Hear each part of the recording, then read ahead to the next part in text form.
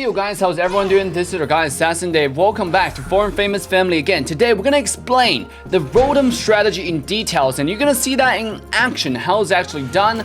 Regarding the Rotom strategy, the reason for that is Dreadnought, after being nerfed, Rotom also got a buff at the same time, so it's like a double nerf to the Dreadnought, to be honest. So for those who don't know, Dreadnought really doesn't give that much experience anymore to the entire team, and especially when you're playing solo queue. Think about it, what's the whole point of getting a Dreadnought, wasting all the time to get experience for a bunch of players that don't know how to play the game, right? A lot of you, I think most of you who play the game, who watch my videos, who play solo queue, probably experience this on a day-to-day basis. Like, you try to get Dreadnought, but your teammates have no idea what's going on. You probably have 3 people that's farming your own jungle, stealing your jungle while you're trying to get objectives.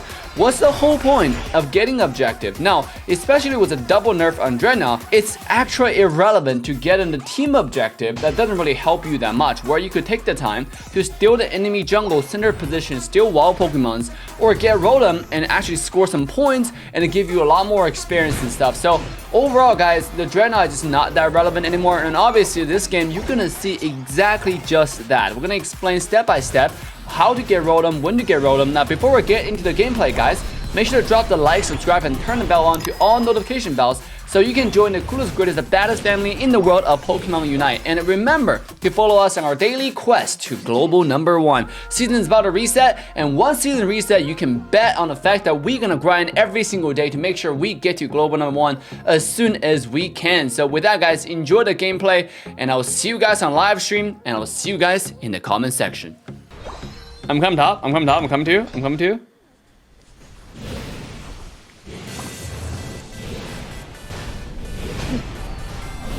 Oh, that Venusaur's coming here.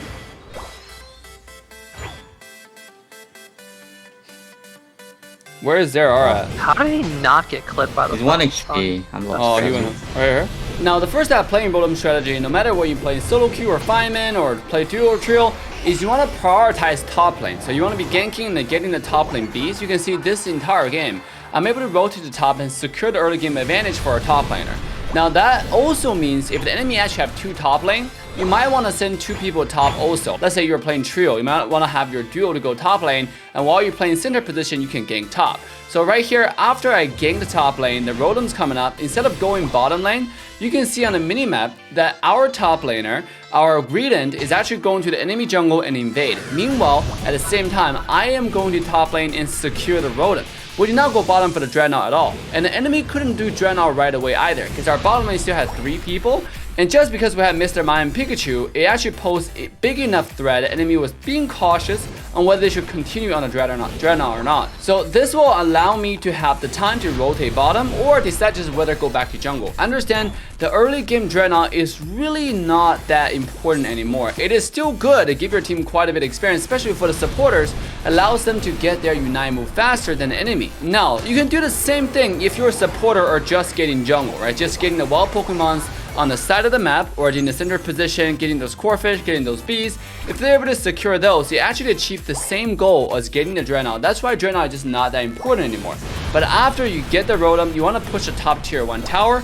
That's the first goal, so your Rotom can go to the tier 2. And by the second Rotom, your goal is to actually get down or destroy the second defense tower on the top lane.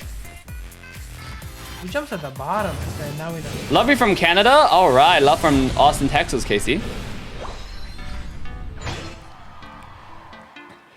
KC11. Oh, KC711. Wow, that's just the best, isn't it? Boom. Gone. I got a supermarket in here. 2 points when your team is 50. Yeah, I dropped 28, okay? Hey, let's score, let's score, let's score, let's score.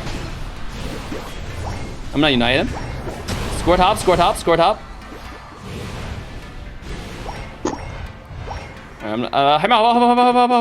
Now, because we're only 5 minutes into the game, I actually had a really good window to use my Unite move there to push enemy away, to zone enemy away, so we can secure that tier 2 defense zone. This is going to be really important going forward to the second Rotom, because if you secure the second Rotom and it has all the way to the enemy base, it's going to give your team so much more advantage. Know this, if you're able to destroy the second tier defense zone on the top side before the third Rotom, you're good to go. Now the key here is to kill the second Rotom before, let's say, 420 remaining on the clock. You can see the time when we start the second Rotom is probably 440. Anything later than that, because Rotom spawns every 2 minutes, if you do the Rotom, let's say, at 420 and you finish by 4 minutes, right? The third Rotom will spawn at 2 minutes. And when 2 minutes clock hit uneven, the Zapdos will spawn and the Rotom will die.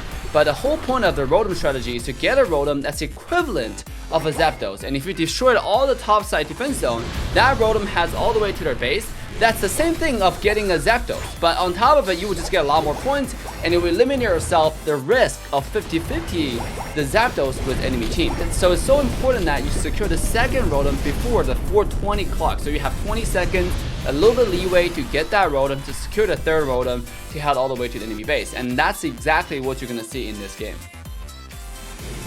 You get a free Body Bear, but sometimes it's not good.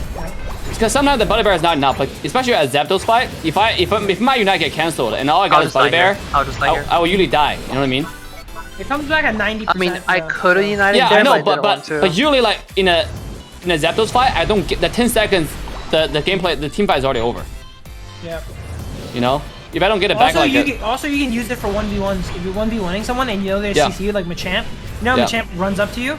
Yeah. Once he's close, you unite and then he cancels it, and you have a Buddy Bear now for free. Yeah, you got a free Body Bear. I just got a free Body Bear in their base when Charizard ulted me. Now right over here, it's about 3 minutes remaining on the clock. This is where you want to set up and get your team to get their Unite move up and really contest the last remaining Rotom that's coming off on the clock, probably in 30 seconds. This is very, very crucial because this Rotom will head directly to the enemy base. And if you are able to get this in, that's infinite amount of scoring in their base, okay? Because you can't score that much like on tier 1 and tier 2 defense zones, but the base defense zone is infinite scoring. That's why I asked my team to come all top lane, and sure enough, we get 3 people just setting up territory on the top side and getting ready for the Rotom to come off. Now, knowing on the clock that we actually have a little bit more time, but I see the enemy Charizard was trying to steal some base, and he's looking to steal the Rotom, so I decided to come back and instantly just kill this Charizard. Now, knowing this, right here is where I don't want to use my ult for the Body Bear only. I want to kill him and I'll make sure that this Charizard just straight up dies. Because if I just get a Body Bear, I will still die to a flying Charizard. And over here, I want to make sure I secure the third and final Rotom. So this way you can see when the Rotom head to their base, it's getting close to 2 minutes remaining on the clock. We do not even need the Zapdos. We just need this Rotom to be heading to their base. So right now, our team is going to do whatever we can, including using Unite move, using every resource that we have to send this thing into their base. If we get this into their base, that's instantly about like 300, 400 points, and that will guarantee you victory no matter you get Zapdos or not. Score.